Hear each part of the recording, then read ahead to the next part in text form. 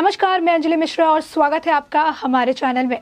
Money laundering का जो मामला सामने आया था उसमें महाराष्ट्र के पूर्व जो गृह मंत्री रह चुके हैं अनिल देशमुख, उनकी मुश्किलें कम होती हुई नजर नहीं आ रही है, क्योंकि पहले अनिल देशमुख और अब जाकर उनके बेटे के ऊपर भी शिकंजा कसने के लिए ईडी तैयार बैठी है। आपको बता दें कि ईडी की तरफ से अनिल देशमुख के बेटे ऋषिकेश को भी अब समन जारी कर दिया गया है और साथ ही साथ उन्हें सख्त निर्देश दे दिए गए हैं कि वो शनिवार को ऑफिस पहुंचेंगे, जहां पे उनसे पूछताछ की जाएगी। जी हाँ, आपने बिल्कुल सही सुना। आपको बता दें कि मनी लॉन्ड्रिंग का ये जो मामला सामने आया था, जिसमें ईडी ने अनिल देशमुख को कई बार समन जारी किया, तकरीबन 5 बार समन जारी करने के बाद वो ईडी ऑफिस में पहुंचे हुए थे। अब ऐसे में उनसे कई सारे सवाल भी किए गए थे और ये अपेक्षा की जा रही थी कि वो सवालों के सही जवाब देंगे, लेकिन आपको बता दें कि उन्होंने जितने भी जवाब दिए या वो जवाब अधूरे मिले या फिर संतोषजनक नहीं थे, जिसके बाद सोमवार को 12 घंटे की पूछताछ के बाद आखिरकार उन्हें गिरफ्तार कर लिया गया। जी हाँ, आपने बिल्कुल सही सुना। आपको बता दें कि अब इस मामले में अनिल देशमुख के बेटे ऋषिकेश को भी पूछताछ के लिए बुलाया गया है और ऐसे में जिस तरीके से मनी लॉन्ड्रिंग का मामला सामने आते हुए नजर आ रहा है, कृत सुमैया अपनी बयानबाजी के लिए काफ़ी ज़्यादा चर्चा में बने हुए हैं। आपको बता दें कि ये जो बीजेपी के जो नेता हैं, इन्होंने कृत सुमैया है जो है वो काफ़ी ज़्यादा इस मामले को लेकर अपनी जो टिप्पणी है करते हुए नज़र आ रहे हैं, अपनी बातों को वो रखते हुए नज़र आ रहे हैं। सबसे पहले जब अनिल देशमुख ईडी ऑफिस में पेश हुए थे तब भी उन्होंने एक ट्वीट किया था, उन्होंने एक वीडियो जारी किया था जिसमें वो ये कहते हुए नज़र आए थे कि 100 करोड़ के मामले में तकरीबन 100 जो दिन है उतने दिन तक तो ईडी को पूछताछ करनी ही चाहिए। और साथ ही उन्होंने इसमें शरद पवार और जो उद्धव ठाकरे हैं उनके हिस्से की भी बात कही थी। और ऐसे में जब इनके बेटे ऋषिकेश को अब समन जारी किया गया है, उन्हें कल दफ्तर बुलाया जा रहा है ताकि उनसे भी पूछताछ की जाए, तो ऐसे में एक बार फिर से कृत सुमैया का एक जो ट्वीट है वो सामने आया है, जिसमें वो ये कहते हुए नजर आए कि अनिल देशमुख की गिरफ्तारी तो हो गई है, लेकिन अब उनके बेटे, दामाद और जितने भी साझेदार हैं और साथ ही जो अन्य नेता हैं उनकी भी गिरफ्तारी होनी बाकी है। आपको बता दें कि उन्होंने ये जो है इस मामले को लेकर एनसीपी और शिवसेना के नेताओं पर निशाना साधा है और इस तरीके के उन्होंने बयानबाजी करते हुए साफ शब्दों में लिखा है कि अब उनके बेटे को समन जारी किया गया है, अब इसके बाद जो है उनके दामाद का नंबर है, साझेदार का नंबर है और एक बार फिर वो अनिल परब का नाम लेते हुए इसमें नजर आए कि अब उनका भी तीसरा नंबर जो है उनका भी आने वाला है और जल्द से जल्द उनसे भी अब ईडी पूछताछ करने वाली है। क्योंकि आपको बता दें कि ये मनी लॉन्ड्रिंग का जो मामला है ये सामने आया था तब जब ये जो पूर्व कमिश्नर थे परमवीर सिंह, उन्होंने एक चिट्ठी जो है उद्धव ठाकरे को लिखी थी, जिसमें उन्होंने ये बात रखी थी कि जो पूर्व गृह मंत्री अनिल देशमुख है उन्होंने सचिन वाजे को हर महीने 100 करोड़ की वसूली का जिम्मा सौंपा हुआ है और ऐसे में से चिट्ठी के जरिए ही सारी बात खुल गई। आपको बता दें कि एक और मामला जो है उस वक्त सामने आया था, जिसमें मुकेश अंबानी के घर के बाहर, एंटीलिया के बाहर जो है एक स्कॉर्पियो गाड़ी मिली थी जिसमें विस्फोटक चीजें अब मतलब रखी हुई थी और इस मामले की जब जांच की गई तो इसमें सचिन वाजे का नाम सामने आया था और उसी वक्त जो कमिश्नर थे, वहां के पूर्व कमिश्नर आप कह सकते हैं कि परमवीर सिंह, उनका ट्रांसफर कर दिया गया था और इस ट्रांसफर के बाद ही जो है ये पूरा मामला गरमा गया और जिसके बाद उन्होंने एक चिट्ठी लिखी थी और इस चिट्ठी के जरिए ही सबके कच्चे चिट्ठे खुलते नजर आए थे। आपको बता दें कि उन्होंने साथ साथ और भी कई सारे गंभीर आरोप लगाए थे, खुद सचिन वाजे ने भी इन पर गंभीर आरोप लगाए थे, परमवीर सिंह ने भी जो है इन पर गंभीर आरोप लगाए थे। उन्होंने जो पुलिस लोगों के, पुलिस कर्मचारियों के ट्रांसफर होते हैं और साथ ही जो पोस्टिंग होती है, इसमें भी जो पूर्व गृह मंत्री हैं अनिल देशमुख, ये इसमें भी पैसे लेते हुए नजर आते हैं, इसमें भी इनका जो कुछ राशि है इनको मिलता है। ऐसे में आपको बता दें कि इस मामले को लेकर जिस तरीके से गृह मंत्री के ऊपर आरोप लगाए गए थे, ये मामला उस वक्त काफी ज्यादा गरमाया था और आखिरकार उन्हें अपने पद से इस्तीफा देना पड़ गया था और इस मुद्दे को लेकर उस वक्त जांच जारी थी, जिसके बाद उन्हें कई बार समन भी भेजा गया, लेकिन वो सामने आने को तैयार नहीं थे। कई बार जो है तबीयत का हवाला देकर, कई बार जो है दुर्व्यवहार का हवाला देकर वो बचते रहे और आखिरकार उन्होंने कई जगह कोर्ट में इसको लेकर याचिका भी लगाई, लेकिन कोर्ट ने उनकी याचिका को खारिज कर दिया और कहा कि वहाँ जहाँ भी जाएंगे वो अपने लॉयर को लेकर जा सकते हैं, लेकिन इस दौरान जो है लॉयर उनसे इतने डिस्टेंस पे रहेंगे जहाँ पे लॉयर उन्हें देख तो सकते हैं, लेकिन उनके बीच क्या बातें हो रही है, यानी ईडी इनसे क्या क्वेश्चंस पूछ रहे हैं, इसको वो सुन नहीं पाएंगे। जी हाँ, आपने बिल्कुल सही सुना। जिसके बाद इनसे पूछताछ की गई कि आपको बता दें कि ईडी के पूछताछ से शुरू होने से पहले है उनकी पूरी तरीके से जांच करवाई गई थी,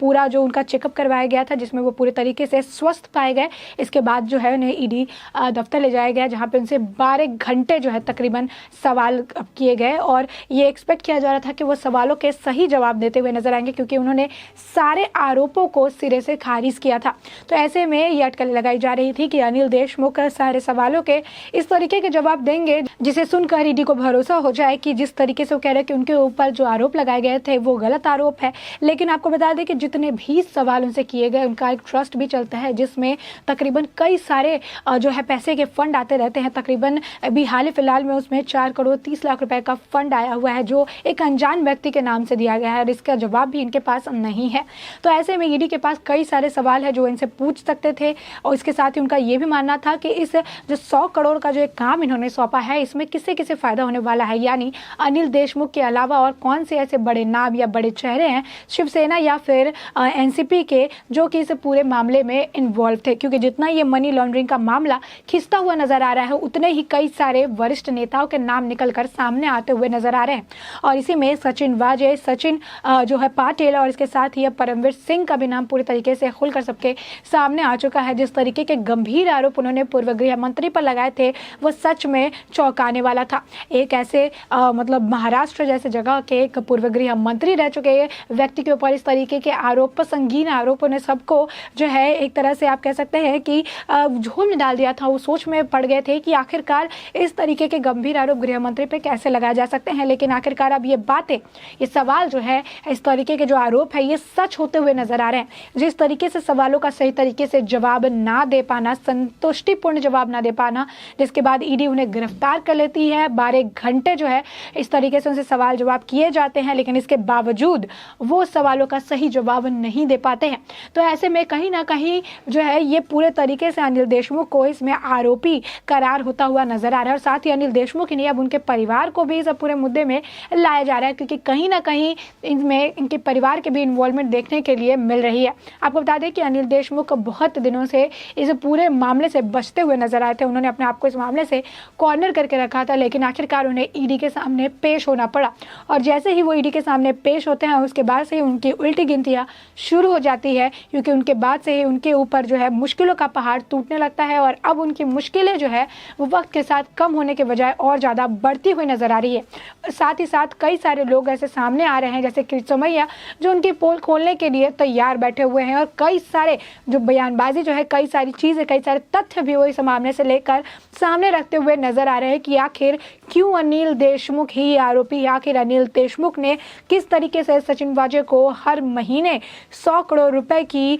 जो वसूली है उसका काम सौंपा हुआ था। आपको बता दें कि इसको लेकर अभी भी एक सवाल जो है वो अब तक कायम है कि आखिर जो पूर्व गृह मंत्री थे उन्हें 100 करोड़ की कौन सी जरूरत आन पड़ी जिसकी वजह से उन्होंने एक ऑफिसर को ही 100 करोड़ की वसूली का काम सौंप दिया। उन्होंने साफ शब्दों में यही कह दिया कि यहाँ पे जितने भी रेस्टोरेंट्स और बार है वहां से हर महीने 100 करोड़ की वसूली कर ला के दो और जिसके बाद ये वसूली के पैसे किन में बंटने वाले थे। आपको बता दें कि किरीट सोमैया ने इस बात को लेकर उद्धव ठाकरे और शरद पवार पर निशाना साधते हुए कहा था कि आखिर वसूली के पैसे में इनका कितना हिस्सा था। आपको बता दें कि अब भी ये सवाल जो है, अभी भी ये जो मुद्दा है अब तक ये साफ नहीं हो पाया कि आखिर इतने सारे पैसे जो है 100 करोड़ रुपए की जो वसूली की बात आई थी, मनी लॉन्ड्रिंग का ये जो पूरा मामला चल रहा है, ये पैसे उन्हें किस बात की जरूरत थी, किस लिए ये इतने सारे पैसे की वसूली करने का काम उन्होंने सौंपा हुआ था। आखिर इतने पैसे की ऐसी क्या जरूरत आन पड़ी थी जिसकी वजह से सचिन वाजे की पोस्टिंग की गई ताकि वो ये 100 करोड़ रुपए का जो वसूली है वो कर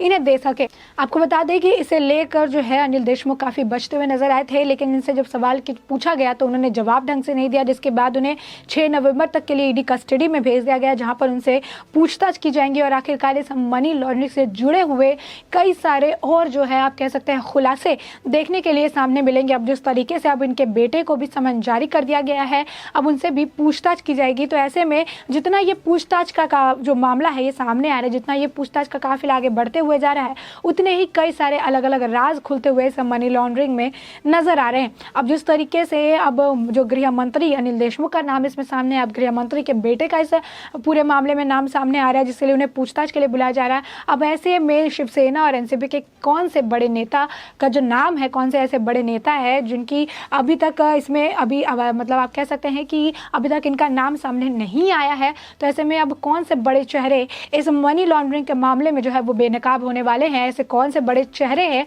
जो अभी भी इस मनी लॉन्ड्रिंग के आड़ में, इस पूरे मुद्दे की आड़ में, अनिल देशमुख की आड़ में छुपे बैठे हुए हैं, जो कि आने वाले वक्त में पूरे तरीके से साफ हो जाएगा। आपको बता दें कि जिस तरीके से अब ये सिलसिला शुरू हुआ है, पहले अनिल देशमुख, अब उसके बाद उनके बेटे, अब ये लग रहा है कि ये पूरा मामला दूर तक जाने वाला है। और ऐसे में कई सारे ऐसे वरिष्ठ नेताओं के, कई सारे ऐसे वरिष्ठ लोगों के नाम भी सामने आने वाले हैं जिन्हें पूछताछ के लिए इस मनी लॉन्ड्रिंग मामले में बुलाया जा सकता है। और सबके कनेक्शन जो है आखिर सचिन वाजे से किस तरीके से जुड़े हुए थे, इसका पता लगाया जा सकता है। और आखिरकार अनिल देशमुख के साथ साथ ऐसे कौन से लोग हैं जिन्हें इस वसूली से फायदा होने वाला था, और आखिरकार ये वसूली किस मकसद से की जा रही थी, इस वसूली के पीछे क्या कारण था, इतने ज़्यादा पैसे की ज़रूरत क्यों आन पड़ी थी कि इस वसूली 100 करोड़ रुपए किन लोगों में बटे थे, और आखिर इसके बारे में उद्धव ठाकरे या शरद पवार को कोई आइडिया था भी, या इसी तरीके से उनके, जो आप कह सकते हैं कि नाक तले इतना बड़ा एक मुद्दा चल रहा था, उनके नाक तले कितना बड़ा मनी लॉन्ड्रिंग का मामला चल रहा था,